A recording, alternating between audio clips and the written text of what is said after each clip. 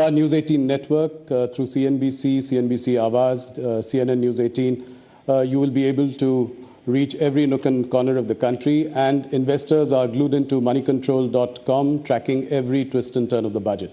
Thank you so much. My first question, a somewhat obvious question, no SOPs, no populist measures. Even in 2019 interim budget, the government had announced some SOPs, like tax rebates. There were some announcements for the farmers, but none this time. Seems like a very confident Prime Minister going into 2024 elections. You've never looked more relaxed to me before. What was going on in your mind while drafting this? Well, thank you for having me after the budget, like every year. It's a great opportunity to talk to your viewers and also for others who are watching this program more with the keenness to know about the Indian economy. Yes, the budget yesterday did not have any SOPs announced.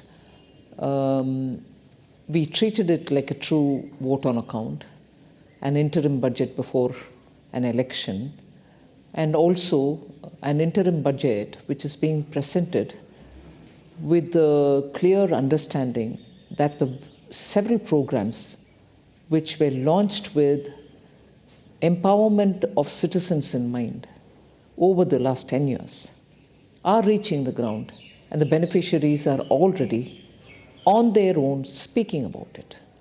The power of word of mouth is very strong. So when a beneficiary gets truly the benefit, and without any middlemen playing a role in it, they really understand that the intent of the government is what they've said is what is getting executed. So I place a lot of trust in the word of mouth, which has helped in schemes like Ujjwala, PM Awas Yojana, PM Mudra Yojana, Swanidhi Yojana, all of which have benefited the small households, small people who want to do their business and who don't have money to give for collateral, no properties to give. So this government has actually, because of the vision with which Prime Minister is committed to serve this country, is actually serving the common people in letter and spirit. And that is recognized by the people themselves. It's not as if you are saying and you're showing target numbers, you're showing achievement numbers. No. The people in the ground are saying about it. I've got it. And so is my neighbor. So is the neighbor of that household and so on. So, and that is why I have used an expression, and I mean it when I've said it, that this is secularism in action. This is where we have not shown any difference between members belonging to this community or that community, this religion or that religion, or somebody's relative and not relative. No difference. The project reaches the ground for everybody who deserves to get it. And if they are eligible, they get it, irrespective of who they are. And therefore, in every way, the principle of empowerment, the Sabka Saath, Sabka Vishwas, Sabka Vikas, has been executed in every way. And that is the sense of confidence that the blessings of the people are not just at the time when we gave promises, but the blessings are even now coming in abundantly to say, yes, you've kept up your word. It is what the Prime Minister has also been talking about, the forecasts, as he calls it. That's right. The poor, women, farmers, youth. So I think that is the cornerstone of this budget, of this speech. Nirmala ji, you've steered the economy in difficult times. If I look at your last 5 years, there's been the pandemic. Right now, 2 wars are going on. Even then, we are projected to grow at 7.3%. Now, if I were to look at the nominal GDP, which has grown only 10.5%, consider an inflation of 4.5%, do you think that 7% itself would be challenging? I mean, do you think it is realistic for us to grow on those lines?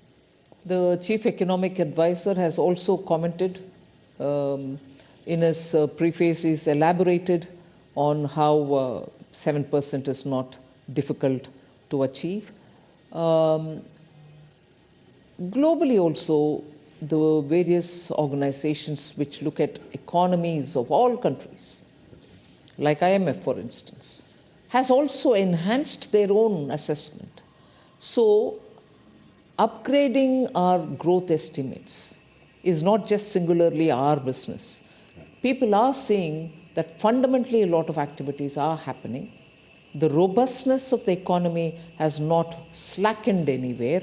It has maintained its, the buoyancy with which things are happening, not just revenue collection when I'm talking of buoyancy. So there is reason to believe, yes, it is possible.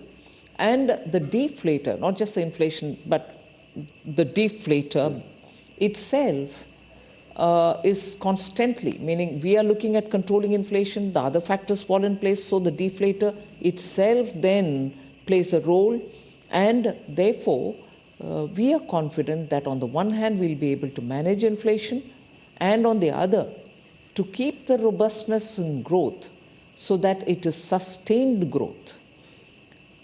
We have made every effort to look at both growth driving elements and inclusivity driving elements so that nobody is left out from this growth process, both to contribute and to gain from. Indeed. Something that has been commented enough, and you've got a lot of accolades for it in this budget. If you look at the fiscal glide path, I think you've beaten estimates. This year you've projected 5.1 next year, so that also looks promising. What is your message to the sovereign rating agencies? You're expecting an upgrade? Well, I would think that they do their job, but periodically it's our business also to bring it to their notice that economy, particularly emerging market economy like India, despite the odds, we are doing a lot of reforms, systemic reforms, which actually you're seeing is bearing the results now.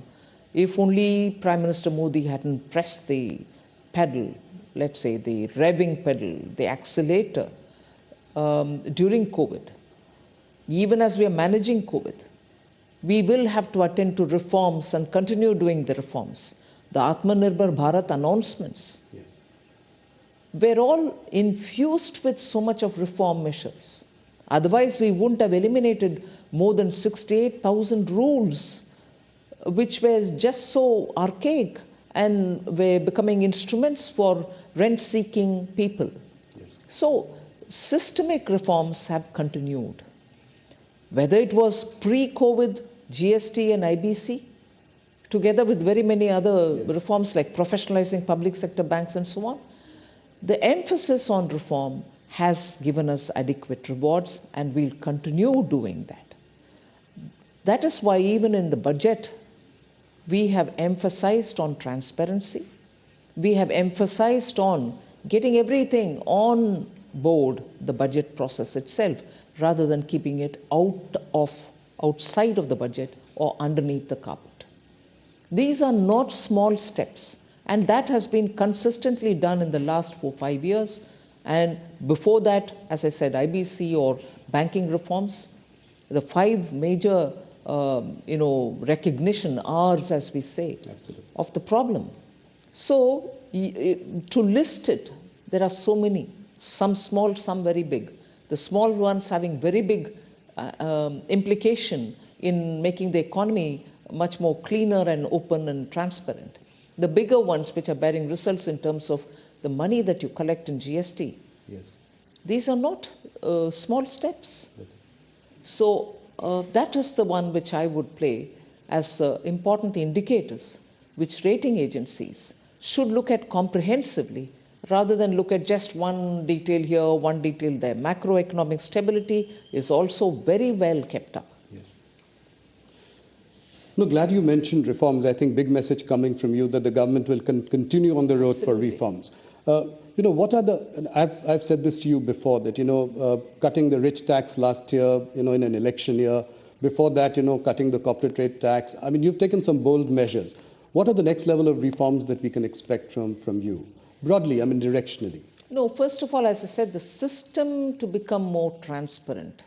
More things will have to be done in order to make sure that we work together with states. It's one thing for the union government to work on those areas which are exclusively with the central government. But where there are overlaps, there are some states which have come about enthusiastically to say, yes, we should benefit also from this vibrancy which results after such measures are taken. And therefore, when reforms are talked about, we normally always say 3 levels where it has to be carried out with the same vigor. The central government, the state government, and then the local bodies. Yes. Now, working with the state governments has already started happening. The last few years, you see very many areas where we are working together. The local body level, the municipal, urban local bodies, the panchayats, we need to have greater interchange of ideas and working together with them also. That will also continue now.